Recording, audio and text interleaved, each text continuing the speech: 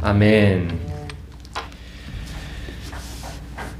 네, 오늘 저는 여리고성 함락의 두 가지 교훈이라는 제목으로 말씀을 전하도록 하겠습니다. 오늘 말씀은 여호수아서의 가장 하이라이트가 되는 사건, 여리고성이 무너지는 사건이 나와 있습니다. 여리고성이 무너지기까지의 과정을 구조적으로 그렇게 나누어 보면은 다음과 같습니다. 첫째로 1절에서 2절, 여리고성의 정복을 위한 하나님의 지시가 있습니다. 둘째로 3절로 5절 상반절은 여리고성의 정복 방법에 대해서 말하고 있습니다. 셋째로 5절 하반절에 순종에 따른 결과를 언급하고 있습니다. 네 번째는 6절로 15절 백성들의 순종의 사건을 보여주고 있습니다. 이후에 하나님께서 이해할 수 없는 명령에도 온전히 순종했던 여호수아와 이스라엘 백성은 철옹성이었던 여리고성의 함락이라는 놀라운 기적을 경험했습니다. 여리고성 함락의 두 가지 교훈 중에 첫 번째 교훈은 전능하신 하나님 앞에 유기자의 반응과 택자의 반응이 다르다는 것입니다. 1절 말씀입니다. 이스라엘 자손들로 말미암아 여리고는 굳게 닫혔고 출입하는 자가 없더라. 여리고성 사람들은 이스라엘 백성의 출애굽 사건, 요단 동편의 아모리 족속 두 왕의 전멸 사건, 그리고 요단강 도하 사건 등을 들을 때에 정신을 잃고 간담이 녹았다고 성경은 말하고 있습니다. 하지만 이들은 여호와만이 참 하나님이라는 사실을 인정하기보다 자신들이 믿고 의지하는 철옹성이자 난공불락으로 여겨지던 여리고성 안으로 숨어 들어가서 문 빗장을 꽁꽁 걸어 잠궜습니다. 여리고성은 어떤 성이었을까요? 여리고성은 여호수아가 태어나기 무려 1000여 년 전부터 세워진 세계에서 가장 오래된 성 중 하나였습니다. 높이는 7.5m, 두께가 6m에 이르는 요새화된 벽이 있는 성이었습니다. 이 성벽 위에서 경비가 멀리 내다보면은 몇 킬로 밖을 볼 수 있었다고 합니다. 여리고성은 군사력과 힘의 상징이었고 여리고 성읍 주민들은 이 여리고성에 대한 자부심이 대단했습니다. 지금 애굽에서부터 전능하신 여호와 하나님께서 이스라엘 백성을 이끌고 승리의 승리를 거듭하면서 전진해 오는데 이 여리고 성읍 주민들에게는 두 가지 반응이 있었습니다. 항복하든지 아니면 맞서 싸우든지. 이들은 여리고 성에 들어가서 버티는 전략을 선택했습니다. 가나안 사람들은 하나님에 대해서 이 요단강을 가른 자연의 신, 그리고 시혼 왕과 옥이라는 왕을 물리친 전쟁의 신이라고 이렇게 학습이 되고 듣고 그렇게 이해하고 있었지만 요새를 무너뜨리는 요새의 신으로는 여기지 않았다고 합니다. 이 여리고성 정복은 그들이 가장 자랑하고 든든하게 여겼던 이 요새를 함락시킴으로써 여호와 하나님만이 참 하나님이시라는 것을 나타내는 것입니다.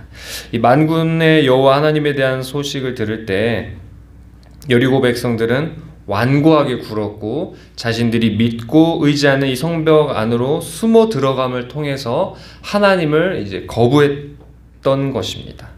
택함 받지 못한 백성은 이처럼 하나님의 주권을 대면할 때에 두려워하고 숨어버리고 그리고 하나님을 거부하고 하나님의 주권 앞에서 순종하고 순복하려는 그런 태도가 없는 것입니다.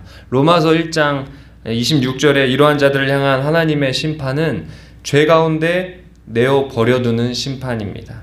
멸망의 길에 내어 버림을 당하면 결국 심판 가운데 파멸할 수밖에 없는 것입니다. 하지만 이와 같이 악하고 완고한 백성 중에도 하나님의 은혜로 택함받은 백성이 있습니다. 그는 바로 라합이었습니다.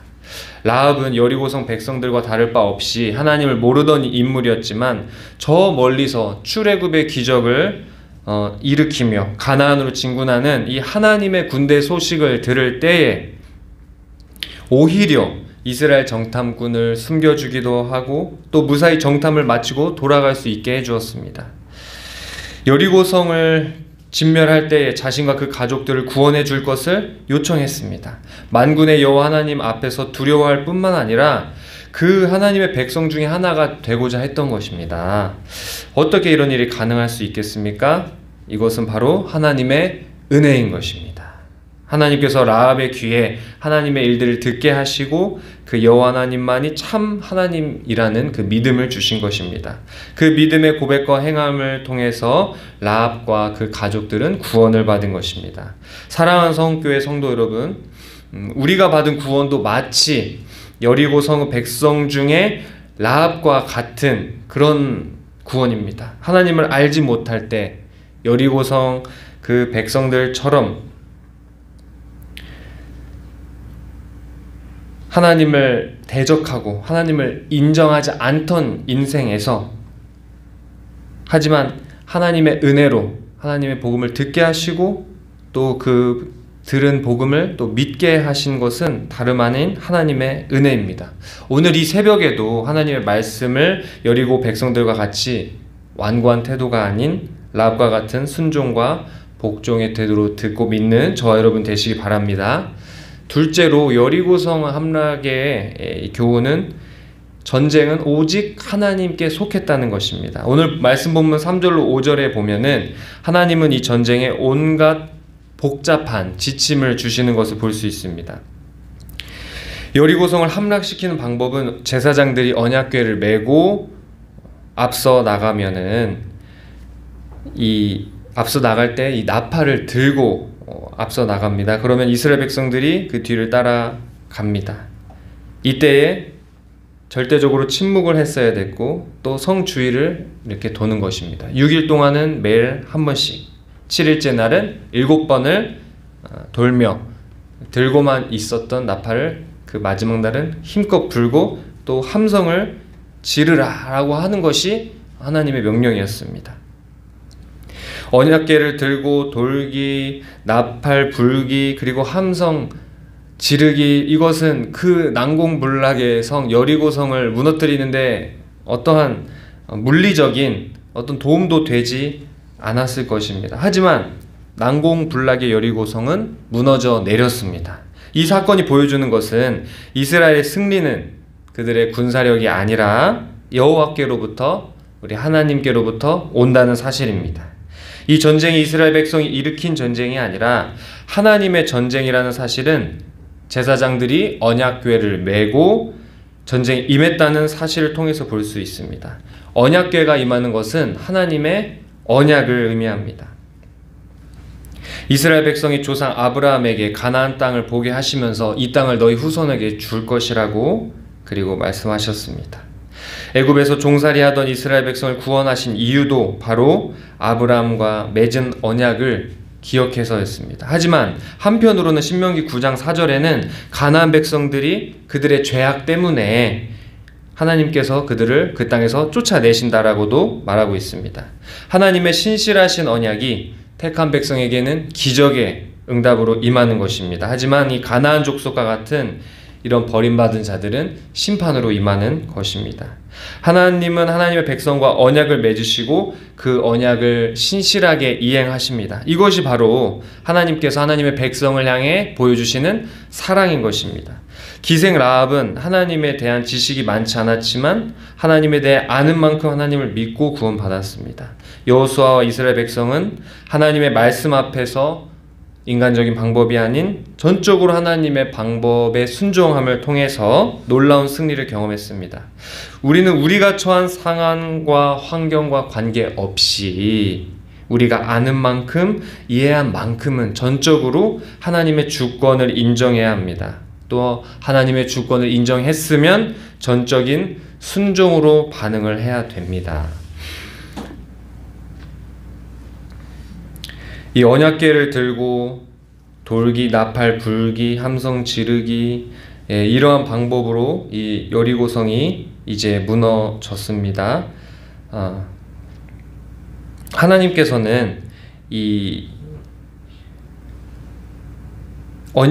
이 제사장들이 언약을 메고 앞으로 나갔고 또 그 언약에 의지하여서 그 승리가 있었듯이 오늘날 우리 신약의 시대에, 이 시대는 어떤 언약의 시대일까요? 이 시대는 바로 새 언약의 시대입니다. 이 새 언약이라는 것은 예수님께서 피로 세우신 언약입니다. 예수님께서 죽으심과 부활하심을 통해서 이 언약이 성취된 것입니다. 우리는 이제 예수님의 십자가 사건을 통해 죄사함의 확신과 부활을 통해 새 생명과 영생의 소망을 갖게 되었습니다. 결론입니다. 이 말씀을 받는 성도로서 우리는 어떻게 살아야겠습니까? 우리는 신속하게 하나님의 말씀에 반응하는 삶을 살아야 됩니다. 하나님 말씀 앞에 순종은 라합과 같이 신속해야 됩니다. 라합은 이스라엘 정탐꾼들을 신속하게 숨겨주고 그들에게 하나님에 대한 자신의 신앙 고백을 하고 자신과 가족의 구원을 약속받았습니다. 주의 일이라고 하면 우리는 번개같이 움직여야 됩니다. 그리고 순종해야 됩니다. 지체하거나 미뤄서는 안 되는 것입니다. 다음으로는 정확하게 말씀대로 순종하는 삶을 살아야 됩니다. 여호수아와 이스라엘 백성은 하나님의 명령대로 정확하게 순종했고 철저히 순종했습니다. 기본적으로 예배 생활이 정확해야 되고 우리 헌금 생활도 철저해야 되고 이 말씀을 들을 때 내가 받는 이 말씀을 반드시 실천하리라 하는 이런 마음가짐으로 들어야 되는 것입니다. 이 말씀을 읽고 듣는 것은 우리가 듣기 좋으라고 들려주시는 것이 아니라 듣고 당장에 순종하라고 주시는 것입니다. 사랑하는 우리 성읍교회 성도 여러분, 이 말씀을 깨닫고 순종하여 내 삶의 여리고성이 무너짐과 같은 그런 언약의 성취와 기적이 있는 저 여러분 되시기 바랍니다. 기도하겠습니다. 하나님 아버지 감사합니다. 우리에게 새 언약의 은혜로 참혹한 죄를 씻어주시고 하나님의 자녀 삼아주심에 감사합니다. 오늘 말씀과 같이 하나님의 전적인 주권을 인정하며 오직 순종으로 기적과 응답받는 우리가 되게 하여 주시옵소서. 예수님의 이름으로 기도합니다.